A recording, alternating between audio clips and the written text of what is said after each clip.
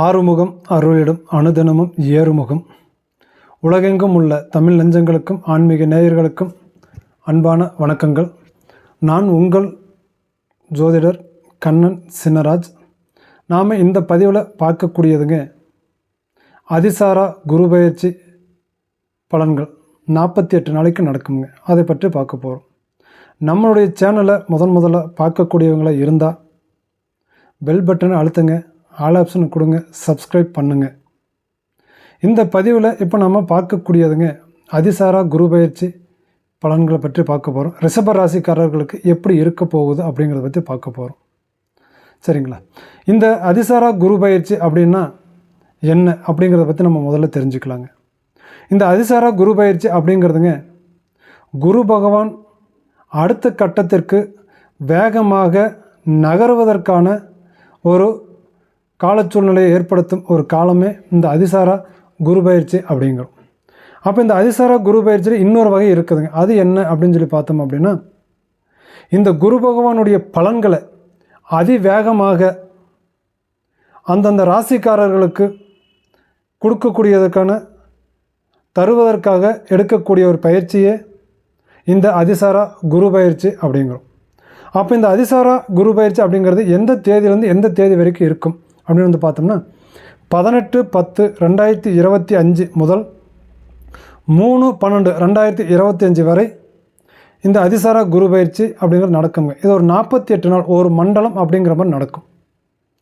அப்படி பார்க்கும்போது இந்த ரிஷப லக்னக்காரர்களுக்கு இந்த அதிசாரா குரு பயிற்சி என்ன மாதிரியான விஷயங்களை கொடுப்பார் அப்படின்னு வந்து பார்த்தோம்னா ஒரு 3 விதமான பலன்களை தரப்போடுறாங்க. அந்த 3 விதமான பலன்கள் அப்படிங்கிறது என்னென்ன விதமான பலன்கள் அப்படின்னு வந்து பார்க்கறதுக்கு முன்னாடி இந்த ரிஷப ராசிக்காரர்கள் அப்படின்னா அவங்களுக்குன்னு சில குணங்கள் உண்டுங்க. அந்த ரிஷப ராசிக்காரர்களுடைய குணங்கள் என்னென்ன அப்படின்னு வந்து பார்த்தோம் அப்படின்னா, தாங்கள் எடுக்கும், அதாவது ரிஷப ராசிக்காரர்கள் எடுக்கும் முடிவுக்கு மற்றவர்கள் கட்டுப்பட வேணும் அப்படிங்கிறத மட்டும் அவங்களுடைய மனநிலையில் அதில் உறுதியாக இருப்பாங்க. இதுதாங்க ரிஷபராசிக்காரர்களுடைய குணம். அப்போ இந்த ரிஷபராசிக்கு அதிபதி யார் அப்படின்னு வந்து பார்த்தோம்னா சுக்கிர பகவான். இந்த சுக்கிர பகவான் அப்படின்னா கலைத்துறையை கொடுக்கக்கூடிய, அழகை கொடுக்கக்கூடியவன் தான் சுக்கிர பகவான். அப்போ இந்த ரிஷப லக்னக்காரர்களுக்கு இந்த அதிசாரா குரு பயிற்சி அப்படிங்கிறது எந்த மாதிரியான பலன்களை தரப்போகிறோம் அப்படிங்கிறத பற்றி இப்போ நம்ம விளக்கமாக பார்க்கலாங்க. அப்படி பார்த்தோம்னா ரிஷப ராசிக்கு 2ஆம் இடத்துல மிதுன ராசியில் இருக்கக்கூடிய குரு பகவான் 5ஆம் இட பார்வையாக துலாம் ராசியையும் 7ஆம் இட பார்வையாக தனுசு ராசியையும் 9ஆம் இட பார்வையாக கும்ப ராசியையும் பார்வை பார்க்குறாருங்க. அப்படி பார்க்கும்போது இந்த 3 இடங்களுமே ரிஷப லக்னக்காரர்களுக்கு எந்த மாதிரியான இட யோகா அமைப்பை கொடுக்கும் அப்படின்னு வந்து பார்த்தோம்னா, ரிஷப ராசிக்கு 6ஆம் இடமான துலாம் ராசியை மிதுன ராசியில் இருக்கக்கூடிய குரு 5ஆம் இட பார்வையாக 6ஆம் இடத்தை ரிஷப ராசிக்கு பார்க்குறாருங்க. அப்படி பார்க்கும்போது 6ஆம் இடம் அப்படிங்கிறது என்ன? சத்ருஸ்தானம் அப்படின்னு சொல்லுவோம். அடுத்தது வந்து பார்க்கும்போது அந்த இடம் கொடுக்கக்கூடிய பலன்கள் என்ன அப்படின்னா கடன், நோய், வழக்கு. அதே போல் அரசு வேலை, அரசாங்க உத்தியோகத்தை கொடுக்கக்கூடிய ஒரு இடமா தான் அந்த 6ஆம் இடம். ரிஷபராசிக்கு 6ஆம் இடமான துலாம் ராசி நம்ம பார்க்குறோம். அப்படி பார்க்கும்போது அந்த 5ஆம் இட பார்வையாக 6ஆம் இடத்தை ரிஷபராசிக்கு 6ஆம் இடத்தை பார்வை பார்க்கும்போது அப்போ இது என்ன பண்ணும் அப்படின்னா, நாம் என்ன சொன்னோம், அதிசாரா குரு பயிற்சி அப்படின்னா அதிவேகமாக குரு பகவானுடைய பலன்களை கொடுக்கக்கூடியதாக இந்த இடத்துல நம்ம எடுத்து பார்க்கணும். அடுத்த கட்டத்துக்கு நகரக்கூடிய வாய்ப்பை குரு பகவான் எடுக்கிறார் அப்படிங்கிறத பார்க்குறத விட அதிவேகமான பலன்களை மிக வேகமாக அவருடைய பலன்களை கொடுக்கணும் அப்படிங்கிற நினைக்கக்கூடிய அமைப்பு தான் இந்த இடத்துல நமக்கு அதிகமாக பயன்படுங்க. அப்படி பார்க்கும்போது அந்த 6ஆம் இடத்தை பார்வை பார்க்கும்போது என்ன சொன்னோம், கடன், நோய், வழக்கு, அரசாங்கம், அரசு சார்ந்த உத்தியோகம் அப்படின்னு சொன்னோம் இல்லைங்களா? அப்படி பார்க்கும்போது இப்போ அதிவேகமாக கொடுக்கக்கூடிய விஷயத்தை என்ன பண்ணுவார்னா, ரொம்ப வேகமாக கடனையும் நமக்கு கொடுப்பாருங்க, நோயையும் கொடுப்பாரு, வழக்கு சம்மந்தப்பட்ட பிரச்சனையும் நம்ம பார்க்க வேண்டிய ஒரு நிலை இந்த இடத்துல நமக்கு உருவாகும். அப்படி உருவாகும்போது என்ன பண்ணும் அப்படின்னா, நம்ம இந்த இடத்துல இந்த நேரத்தில் ரொம்ப கவனமாக நம்ம எச்சரிக்கையாக இருக்கணும். சரிங்களா? இது நல்ல விஷயமா அல்லது ஒரு கெட்ட விஷயமா அப்படின்னு சொல்லி பார்த்தோம் அப்படின்னா, கடன் வாங்குறது ஒரு கெட்டது விஷயந்தான். நமக்கு நோய் வரக்கூடிய விஷயமும் ஒரு கெட்ட விஷயந்தான். நம்ம வழக்கு பிரச்சனைகளை சந்திக்கணும் அப்படின்னாலும் அது கெட்ட விஷயந்தான். அப்போ இது அத்தனையுமே கொடுக்கக்கூடிய இடமா தான் அது இருக்கே தவிர, அதை தடுக்கக்கூடிய ஒரு இடமா இருந்தால் கண்டிப்பாக நமக்கு நல்லதுங்க நம்ம சொல்லலாம். ஆனால் இல்லைங்க, தடுக்கக்கூடிய இடமா அந்த இடத்துல கிடையாது, கொடுக்கக்கூடிய இடமா தான் இருக்குது. அப்போ இந்த விஷயத்தில் கடன் வாங்குறதுலையும் ஒரு உடல்நிலை சரியில்லை அப்படின்னு நினச்சிட்டாலும், ஒரு வழக்கு சம்மந்தப்பட்ட பிரச்சனை நடந்துட்டு இருந்துட்டாலும், அதை முழுமையான ஒரு வகையில் நம்ம ஆய்வு பண்ணி நம்ம தெரிஞ்சு அதில் அகலக்கால் வைக்காமல் கவனமாக இருக்கக்கூடியது ரிஷப ராசி ரிஷப லக்னக்காரர்களுக்கு ரொம்ப முக்கியங்க. சரிங்களா?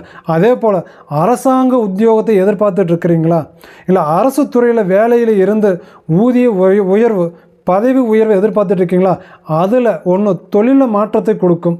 இல்லை அப்படின்னா தொழிலில் உயர்வுகள் பதவி உயர்வையோ ஊதிய உயர்வையோ ஏற்படுத்தி கொடுக்கக்கூடிய ஒரு காலநிலையை ஏற்படுத்தி கொடுக்கக்கூடிய தருணமாக இந்த ஒரு நேர காலகட்டம் ரிஷபராசி ரிஷப லக்னக்காரர்களுக்கு அமையுங்க. அடுத்தபடியாக பார்த்தோம் அப்படின்னா மிதுன ராசியிலிருந்து 7ஆம் இட பார்வையாக ரிஷப ராசிக்காரர்களுக்கு 8ஆம் இட பார்வையாக இருக்குதுங்க. 8ஆம் இடமாக இருக்குது. அப்போ அந்த 8ஆம் இடம் அப்படிங்கிறது என்ன அப்படின்னு சொல்லி பார்த்துட்டோம் அப்படின்னா ஆயுள் ஸ்தானங்க.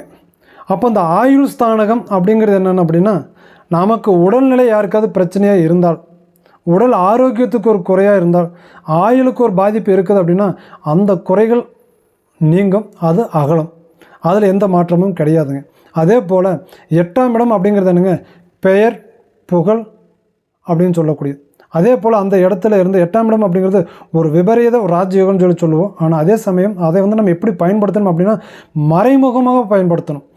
மறைமுக செயல்கள் நீங்கள் ஏதாச்சும் செஞ்சீங்க அப்படின்னா கட்டாயம் உங்களுக்கு அதனால் ஒரு நல்ல பலன்களை நீங்கள் எதிர்பார்க்கலாம். நல்ல நன்மைகள் உங்களுக்கு கைகூடி வரும். 4 பேர்த்துக்கிட்ட நீங்கள் சொல்லி ஒரு விஷயத்தை செய்கிறத விட யாருக்குமே சொல்லாமல் அந்த விஷயத்தை பண்ணி பாருங்கள். 4 செயல்கள் செஞ்சீங்க அப்படின்னா கட்டாயம் அதில் 2 செயல்கள் உங்களுக்கு தோல்வி அடைஞ்சிட்டாலும் 2 செயல்கள் உங்களுக்கு லாபகரமான விஷயமாக கொடுக்கக்கூடிய அளவுக்கு கட்டாயமாக அதில் இருக்குங்க. அப்போ அந்த 8ஆம் இட பார்வையாக 8ஆம் இடத்தை மிதுன ராசியிலேருந்து 7ஆம் இட பார்வையாக தனுசு ராசியை பார்வை பார்க்குறாருங்க குரு பகவான். அப்போ இது நமக்கு ஒரு நன்மையாக நம்ம நினச்சி பார்த்து பண்ணலாம். அப்போ இந்த நன்மையை நீங்கள் முழுமையாக பயன்படுத்திக்கிட்டீங்க அப்படின்னா உங்களை போல் ஒரு அதிர்ஷ்டசாலி அப்படிங்கிறது வேறு யாருமே கிடையாது. சரிங்களா? அப்போ அதே போல் ஆயுளுக்கு பிரச்சனை இருக்காதுங்க. நம்ம மறைமுகமான ஸ்தானத்தில் மறைமுகமான வழிமுறைகளில் சில செயல்கள் செஞ்சோம் அப்படின்னா நமக்கு நன்மைகள் கிடைக்கும், நல்லதே நடக்கும் அப்படிங்கிறது இதில் இருந்து உங்களுக்கு நான் தெரியப்படுத்துருங்க. சரிங்களா? அதுக்கு அடுத்தபடியாக பார்த்தோம்னா மிதுன ராசியில் இருந்து 9ஆம் இட பார்வையாக கும்பராசியை குரு பகவான் பார்வை பார்க்குறாருங்க. அப்போ அந்த கும்பராசி அப்படிங்கிறது ரிஷபராசி ரிஷப லக்னக்காரர்களுக்கு எத்தனாம் இடம் அப்படின்னு சொல்லி பார்த்தோம்னா 10ஆம் இடம்.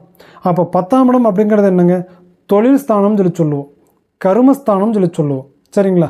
அப்போ தொழில் அப்படிங்கிறது என்ன அப்படின்னா ஒரு மனிதன் ஒரு ஆணாக இருந்துட்டாலும் ஒரு பெண்ணாக இருந்துட்டாலும் ஒரு குடும்பமாக இருந்துட்டாலும் தொழில் அப்படிங்கிறது ரொம்ப ரொம்ப முக்கியம். அப்போ அந்த தொழில் ஸ்தானகத்தில் நமக்கு நல்ல முன்னேற்றம் அமைப்பு கொடுக்குமா அப்படின்னா கட்டாயம் இந்த இடத்துல கொடுக்கும்.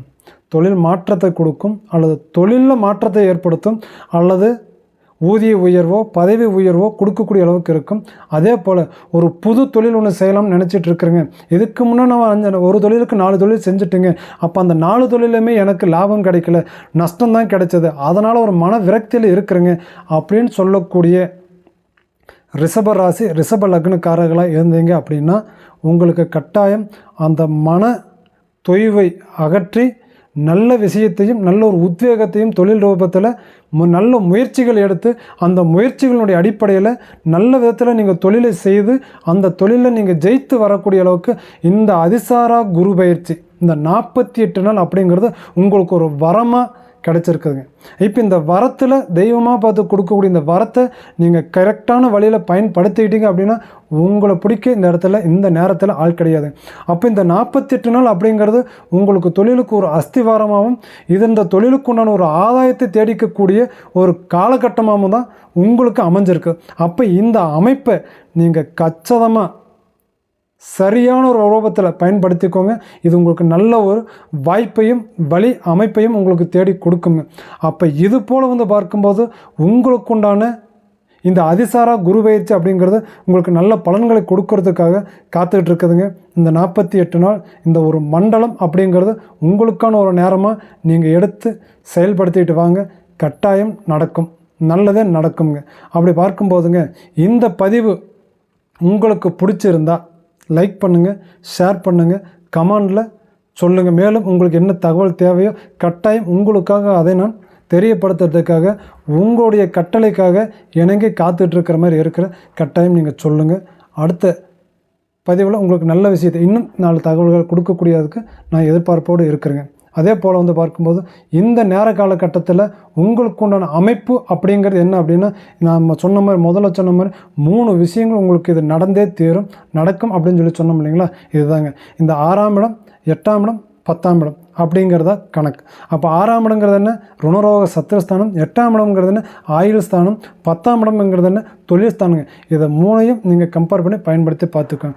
மேலும் உங்களுக்கு நாம் சொன்ன தகவலில் ஏதாவது சந்தேகங்கள் இருந்தால் உங்களுக்கு பிடித்த ஜோசியர்கிட்ட கொடுத்து உங்களோட ஜாதகங்களை கொடுத்து தெளிவாக பாருங்கள். இந்த 48 நாள் ஒரு வரமாக பயன்படுத்தி நீங்கள் ஒரு வளர்ச்சியை வாழ்ந்து வர்றதுக்கு இது ஒரு நல்ல ஒரு தருணம்ங்க. கொடுத்து பாருங்கள்.